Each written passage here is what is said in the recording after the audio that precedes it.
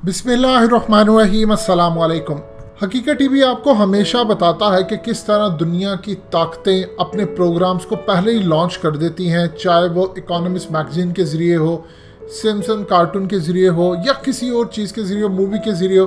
वो पहले ही बता देती हैं कि हम ये काम करने जा रहे हैं या दुनिया को ये करना है। उसकी वजह ये होती है कि उन्होंने पूरी दुनिया पर अपनी ताकत जाहिर करना होती है और वो इतने ताकतवर है कि वो ये काम कर गुजरते हैं। आज आपको हकीकत टीवी बताने जा रहा है और ऐसी चीज़ दिखाएगा कि आपके रोंगटे खड़े हो जाएंगे कि इस लिस्ट में चाइना भी शामिल है। चाइना की फॉरेन मिनिस्ट्री के वांग वेनबिन, इन्होंने ऐलान किया है कि हम इंडिया की ये जो यूनियन टेरिटरी है लद्दाख, या ये जो इन्होंने इलीगली इस्टेब्लिश की है, हम इसको किसी सूरत नहीं मानते। या कोई इंफ्रास्ट्रक्चर यहाँ पर कंस्ट्रक्शन, मिलिट्री कंट्रोल किसी सूरत कायम नहीं होने देना चाहते। क्लियरली उन्होंने पैगाम दे दिया है कि आपने जो आर्टिकल 370 और 35A ये रिवोक किया था, आप हर सूरत इसको दोबारा बहाल कर दें। अदरवाइज चाइना वो काम करने जा रहा है जो मोदी के दौरे के ऊपर 2015 के अंदर किया था। ये क्या था? 2015 में मोदी चाइना जाते हैं, दौरा होता है और पूरा भारत और ख़ास तौर पे चाइनीज़ मीडिया भी बड़ी तारीफ़ करता है मोदी की, कमाल लीडर है, ये है वो है, बड़ी ज़बरदस्त टाइज होने जा रही है।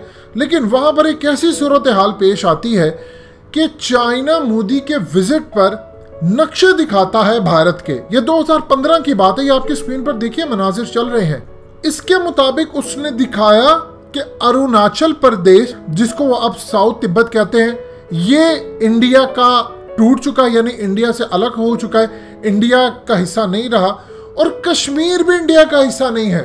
इस पर भारतीय मीडिया ने उस वक्त और शिवसेना ने, ओपोजिशन ने वो ले दे की कि मोदी वहां पर जाता है और वहां पर जाकर ये सूरत हाल पेश आती है कि उसके नक्शे के अंदर से कश्मीर भी निकल जाता है, अरुणाचल प्रदेश भी जाता है, ये लद्दाख भी जाती है, ये तमाम चीज़ें निकल जाती हैं।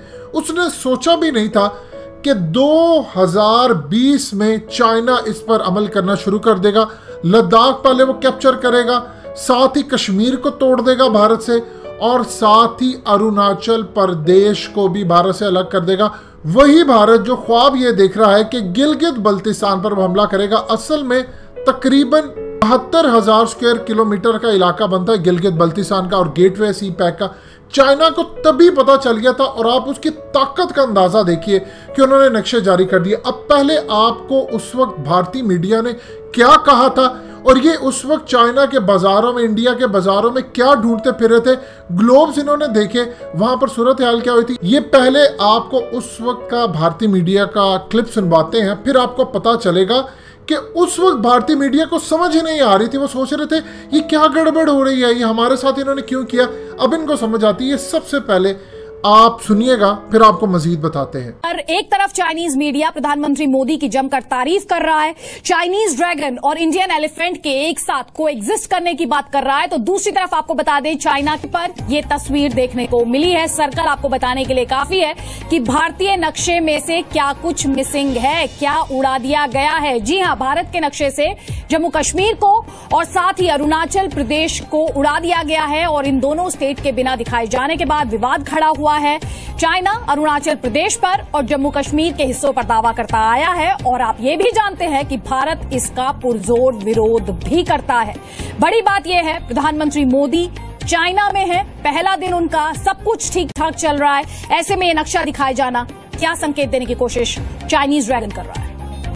भारत के नक्शे के साथ छेड़छाड़ को लेकर चीन पर वैसे कई बार सवाल उठे हैं, लेकिन चीन के इस मार्केट में जितने भी भारत को लेकर के दुनिया का नक्शा बना हुआ है, उसमें भारत को लेकर के जो नक्शा बनाया गया है वो बहुत गंभीर सवाल खड़े करता है।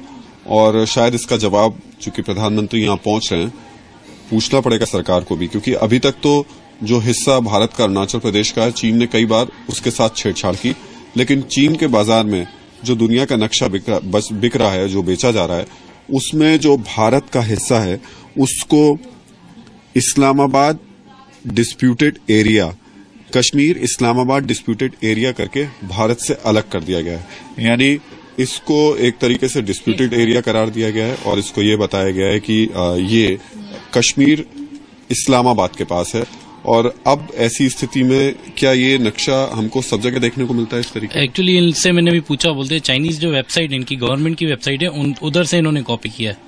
तो इनकी चाइनीज गवर्नमेंट ऑफिशियल वेबसाइट पे भी मैप ऐसे ही दिखा रहे हैं, जो इस्लामाबाद कश्मीर का एरिया है, इस्लामाबाद डिस्प्यूट एरिया करके दिखाया है लेकिन इनकी ऑफिशियल वेबसाइट पे। और ये तो बड़ी अजीब सी बात है, मतलब हमारे देश के हिस्से को इस तरीके से अलग कर देना, अलग दिखाना।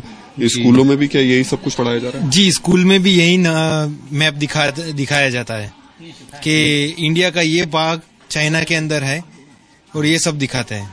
और ये स्थिति अरुणाचल प्रदेश की भी है, जो कि चीन अपने पास दिखा रहा है। खैर ये तो कई बार दिखाया जा चुका है, इस पर कई बार आपत्ति भी जाहिर की जा चुकी है, विरोध भी जाहिर किया जा चुका है, लेकिन ये सबसे ज्यादा खतरनाक बात है और सबसे ज्यादा गंभीर बात है। गंभीर अरुणाचल प्रदेश को लेकर के भी है, लेकिन ये कैसे हो सकता है कि आप इस तरीके से ग्लोब तैयार करवाएं और आप नक्शे के साथ, भारत के नक्शे के साथ छेड़छाड़ करें, कश्मीर को डिस्प्यूटेड एरिया बताएं, बिना किसी विवाद के। कश्मीर भारत का अभिन्न अंग है, ये हर कोई जानता है, दुनिया भर को पता है। फिर चीन बार बार इस तरीके की हरकत क्यों करता है, सवाल ये उठता है। लेकिन यहाँ हम एक बात और कह दें कि गलती किसकी है, यहाँ ये भी देखना होगा, क्या वाकई ये चीन सरकार की तरफ से इस तरीके के मैप बनाए जा रहे हैं, या फिर यहाँ पर जो इंडस्ट्री है वो इस तरीके की गलती कर रही है और जिसकी वजह से एक गलत संदेश जा रहा है। ये चीन की सरकार को इसका जवाब देना होगा, उन्हें खुद बताना होगा कि आखिर गलती है किसकी। प्रधानमंत्री नरेंद्र मोदी यहाँ पर पहुंच रहे हैं, ऐसी स्थिति में भारत सरकार को भी ये सवाल पूछने जरूर होंगे कि आखिर जो चीन के बाजार में ये ग्लोब्स या जो नक्शे दिखाए जा रहे हैं, बेचे जा रहे हैं, उसके पीछे की मंशा क्या है। क्या ये यहाँ के व्यापारियों की गलती है या फिर चीन के अधिकारियों को पता है सब कुछ, चीन के सरकार को पता है सब कुछ, उसके बावजूद इस तरीके की हरकत की जा रही है। आपने सुना, आपको सारा क्लियर मैटर हो गया कि उस वक्त भारत को समझ नहीं आ रही थी कि हमारे साथ हुआ क्या है, ये कर क्या रहे हैं चाइनीज। अब इनको समझ आई।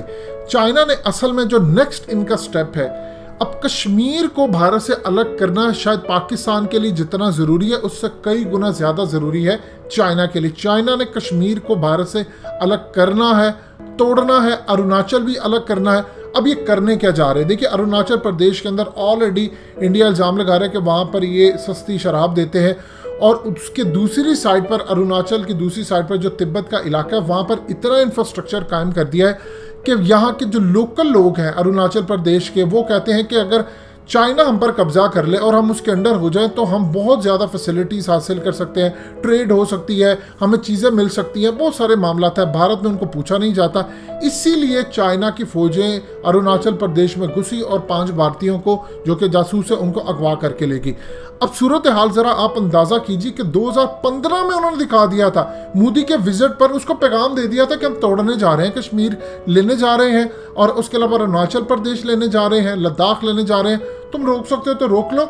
इनको बताकर उन्होंने किया, विजिट पर किया, आपने भारतीय मीडिया का क्लिप तक सुना, उसके बावजूद ये उनको रोक नहीं पाए। अब ये काम करने जा रहे हैं कि इसको पूरी तरह तोड़ने जा रहे हैं। ये जो अगली सर्दियां आने वाली है, DGISPR मेजर जनरल बाबर ने जो आकर बात की है कि बहुत ज्यादा खतरा भारतीय और पाकिस्तान की जंग का, इसको आप लाइटली ना लें। ये ना समझे कि हकीकत टीवी ने आपको बात की है, ये इंटेलिजेंस बेस्ड इंफॉर्मेशन और तमाम उनको प्रेजेंटेशंस देने के बाद ये मामला सामने आया। लिहाजा इस बात को आप अच्छी तरह ज़हन नशीन कर लीजिए, एक बड़ी जंग सर पर खड़ी है, क्योंकि चाइना ने जब बाकी इलाकों पर कब्जा करना है तो इसी सूरत हाल में इंडिया के ये इलाके हाथ से जाएंगे और वो पाकिस्तान पर जंग के लिए पूरी तरह तैयार रहेगा और हमला करेगा। दोस्तों, हकीकत टीवी को सब्सक्राइब करना मत भूलिए, वीडियो को लाइक करें, शेयर करें और कमेंट सेक्शन में अपनी राय का इजहार जरूर करें।